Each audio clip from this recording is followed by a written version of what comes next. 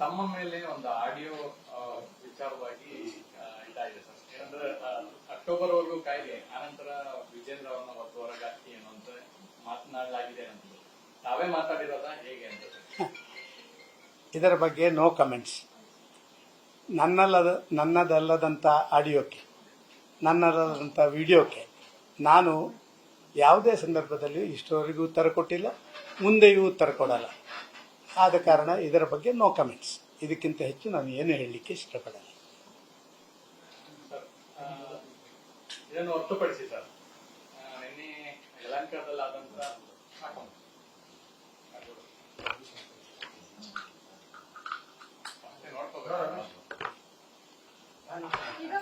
ಸಹಜವಾಗಿ ಆಡಿಯೋ ಬಗ್ಗೆ ನೀವು ಮಾತಾಡಲ್ಲ ಅಂದ್ರೆ ಬೇರೆ ಯಾರಾದ್ರೂ ಮಾಡಿರ್ಬೋದಾ ಅಂತ ಅನ್ಸುತ್ತೆ ಸರ್ ನಿಮಗೆ? ಸಹಜವಾಗಿ ಅಲ್ಲ, ನನಗೇನು ಅನಿಸಿದ್ದು ಗೊತ್ತಾ, ಪ್ರಾಯಶಃ ತುಂಬ ಸಂಗತಿಗಳನ್ನು ಮಾಧ್ಯಮದವರೇ ಇನ್ವೆಸ್ಟಿಗೇಟ್ ಮಾಡಿ ಈ ಆರ್ಟಿಫಿಷಿಯಲ್ ಇಂಟೆಲಿಜೆನ್ಸ್ ಮತ್ತೊಂದು ಏನು ಅಂತ ನೀವು ಕಂಡುಹಿಡಿದಿದ್ದೀರಿ.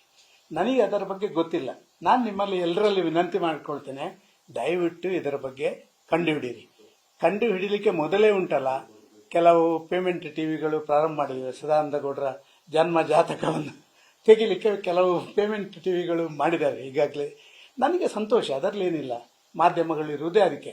ಆದರೆ ಸತ್ಯವನ್ನು ಹೇಳಲಿಕ್ಕಿರೋದು, ದೇವರು ಮೆಚ್ಚದಂಥ ರೀತಿಯಲ್ಲಿ ಮಾಧ್ಯಮಗಳಲ್ಲಿ ಪ್ರತಿಬಿಂಬಿಸುವಂಥದ್ದು ಅದು ಒಳ್ಳೆಯದಲ್ಲ. ಆದ ಕಾರಣ ಇದರ ಬಗ್ಗೆ ನಾನು ಎಲ್ಲ ಮಾಧ್ಯಮದಲ್ಲಿ ವಿನಂತಿ ಮಾಡ್ತೀನಿ, ದಯವಿಟ್ಟು ಇನ್ವೆಸ್ಟಿಗೇಟ್ ಮಾಡಿ. ಇದೊಂದು ಮೇಜರ್ ಇಶ್ಯೂ, ಒಂದು ಪೊಲಿಟಿಕಲ್ ಆಕ್ಟಿವಿಟೀಸ್ನ ಬಗ್ಗೆ ನಡೆಯುವಂಥ ಇಶ್ಯೂ. ದಯವಿಟ್ಟು ಇದರ ಬಗ್ಗೆ ನೀವು ಫೈಂಡ್ ಔಟ್ ಮಾಡಬೇಕು ಅಂತ ಹೇಳುವಂಥ ವಿನಂತಿಯನ್ನು ನಾನು ಮಾಡ್ತಾ ಇದ್ದೀನಿ. ನನಗೆ ಗೊತ್ತಿಲ್ಲ. ನನಗೆ ಗೊತ್ತಿದ್ರೆ ನಾನು ನಿಮಗೆ ಎಲ್ಲ ಕ್ವಶನ್ಗೆ ಆನ್ಸರ್ ಮಾಡ್ಬೋದು. ನೋ ಕಮೆಂಟ್ಸ್ ಅಂತ ಯಾಕೆ ಹೇಳ್ತಾ ಇದ್ದೀನಿ? ಮುಂದೆ ಪ್ರಶ್ನೆ ಕೇಳಬೇಡಿ ಅಂತ ಹೇಳೋದಕ್ಕೆ ಹೇಳ್ತಾ ಇದ್ದೀನಿ. ಆದರೆ ನಮಗೆ ಒಂದು ಟಿವಿಯನ್ನು ನಾನು ನೋಡಿದೆ ಈಗ, ಅದು ನನ್ನ ಯಾವುದು ಇದರಲ್ಲಿ ಹಾಲು ಇದರ ಒಕ್ಕೂಟದ ಅಧ್ಯಕ್ಷನಾಗಿ ಮಾಡಬೇಕು ಅಂತ ಕೇಳಿ ಡೈರೆಕ್ಟ್ ಆದರೆ ಸಾಕು ಅಂತ ಹೇಳುವಂಥದ್ದು. ಅಂಥ ಪೇಮೆಂಟ್ಗೆ ಯಾಕೆ ಹೇಳಿಕೆ ನಾನು ಉತ್ತರ ಕೊಡಬೇಕಾಗಿಲ್ಲ. ಎಲ್ಲ ಟಿವಿಯವರು ನೋಡಿದ್ದಾರೆ, ಜನ ನೋಡಿದ್ದಾರೆ, ನನಗೆ ಫೋನ್ ಮಾಡಿದರು. ಇವತ್ತು ಇಶ್ಯೂ ಇರುವಂಥದ್ದೇನು, ಯಾವುದೋ ಒಂದು ಆಡಿಯೋ ಬಂದಿದೆ, ಇದು ನಂದಲ್ಲ, ಆದ ಕಾರಣ ಕಮೆಂಟ್ಸ್ ಮಾಡಲ್ಲ ಅಂತ ನಾನು ಹೇಳಿದ್ದೀನಿ. ಇದರ ಬಗ್ಗೆ ಇನ್ವೆಸ್ಟಿಗೇಟ್ ಮಾಡಬೇಕೆ ಹೊರತು ಯಾವುದೋ ವಿಚಾರಗಳನ್ನು ತಗೊಂಡು ಚಾರಿತ್ರ್ಯ ಹನನ ಮಾಡುವಂಥ ಟಿವಿಗಳಿದ್ದಾವೆಲ್ಲ, ಅಂಥದ್ರ ಬಗ್ಗೆ ನಾನು ಖಂಡಿತವಾಗಿಯೂ ಭಾರಿ ಬೇಸರದಿಂದ ಹೇಳಲಿಕ್ಕೆ ಇಷ್ಟಪಡ್ತೇನೆ. ಇವರಿಗೆಲ್ಲ, ಇವರ ಮಕ್ಕಳಿಗೆ ಕೂಡ ಇದು ಒಳ್ಳೇದು ಮಾಡಲ್ಲ.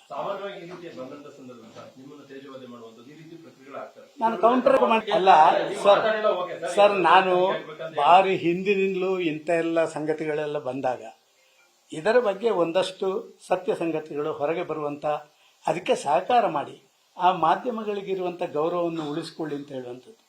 ನಾನು ಓಪನ್ ಆಗಿ ಹೇಳ್ತೀನಿ, ಹೇಳಬಾರ್ದಿಲ್ಲ, ಅವ್ರದ್ದು ಟಿವಿ ಉಂಟೋ ಇಲ್ವೋ ಗೊತ್ತಿಲ್ಲ. ಇವರು ನನಗೆ ಫೋನ್ ಮಾಡಿ ಕೇಳಿದರು, ಏನು ಸರ್ ಅಂತೇಳಿ. ನಾನು ಅವರಿಗೆ ಎಕ್ಸ್ಪ್ಲೈನ್ ಮಾಡಿದೆ, ಹೀಗೆ ನಾನು ಇದರ ಬಗ್ಗೆ ಯಾವುದೇ ಕಮೆಂಟ್ಸ್ ಮಾಡಲ್ಲ.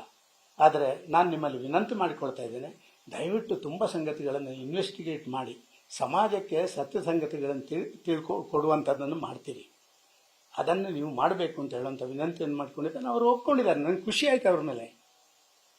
ನಾನು ನಿಮ್ಮೆಲ್ಲರಲ್ಲಿ ಅದನ್ನೇ ಕೇಳೋದು. ಅದರ ಬದಲು ಬೇರೆ ಏನು ಸಂಗತಿಗಳಿಲ್ಲ ಅಂತ ಹೇಳಿ ಬೆಳಗಿನಲ್ಲಿ ಸದಾನಂದ ಗೌಡರ ಯಾವುದು ನಿಮ್ಮ ಹಾಲು ಇದಕ್ಕೆ ಮಾಡಲಿಕ್ಕೆ ಬಂದವರು ಅವರಿಲ್ಲ, ಇವರಿಲ್ಲ. ಸ್ವಾಮಿ, ಅಂಥ ಪೇಮೆಂಟ್ ಗಿರಾಕಿಗಳನ್ನು ಸಾಕಷ್ಟು ಜನ ನಾನು ಕಂಡಿದ್ದೀನಿ. ಇದಕ್ಕೇನು ಹೆದರಿ ಓಡುವಂಥ ಸದಾನಂದ ಗೌಡ ನಾನಲ್ಲ. ನೀವು ಮಾಡಿ ಇನ್ವೆಸ್ಟ್. ಸರ್, ನನ್ನ ಬಗ್ಗೆ ಭಾರಿ ದಿನದಿಂದ ಚರ್ಚೆ ಆಗ್ತಾನೆ ಉಂಟು. ನೀವು ನೋಡ್ತಾ ಇದ್ದೀರಿ, ಇವತ್ತಲ್ಲ ಭಾರಿ ದಿನದಿಂದ ಅಡ್ಡ ಮತದಾನ ಆದಾಗಲೂ ಸದಾನಂದ ಗೌಡ್ರೆ ಚರ್ಚೆ, ಸತ್ಯ ಸಂಗತಿ ಹೇಳಿದಕ್ಕೆ ನನ್ನ ಚರ್ಚೆ. ನಾನು ಬಾಯಿ ಮುಚ್ಚಿ ಕೂತ್ಕೊಂಡಿದ್ರೆ ಸದಾನಂದ ಗೌಡರು ಅಲ್ಲೇ ಇರ್ತಿದ್ರು ಮೂಲೆಯಲ್ಲಿ. ನಾನು ಹೊರಗೆ ಬರಬೇಕು ಅಂತ ಹೇಳಿದ್ದಲ್ಲ. ನನ್ನ ಪಾರ್ಟಿಯ ಹಿತದೃಷ್ಟಿಯಿಂದ ಯಾವ್ಯಾವ ಸಂದರ್ಭದಲ್ಲಿ ಏನೇನಾಗಬೇಕೋ ಅದನ್ನು ಕೋರ್ ಕಮಿಟಿಯಲ್ಲಿ ಮಾತಾಡಿದ್ದೀನಿ, ಅದು ರಾಷ್ಟ್ರೀಯ ಅಧ್ಯಕ್ಷರ ಜೊತೆ ಮಾತಾಡಿದ್ದೀನಿ, ಅದು ಬೇರೆಯವರ ಜೊತೆ ಮಾತಾಡಿದ್ದೀನಿ, ಎಲ್ಲರಲ್ಲಿ ಮಾತಾಡಿದ್ದೀನಿ.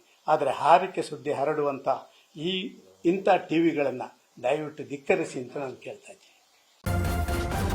ನ್ಯೂಸ್ ಫಸ್ಟ್, ನಿರ್ಭೀತಿಯಿಂದ ನಿಮ್ಮ ಪರವಾಗಿ.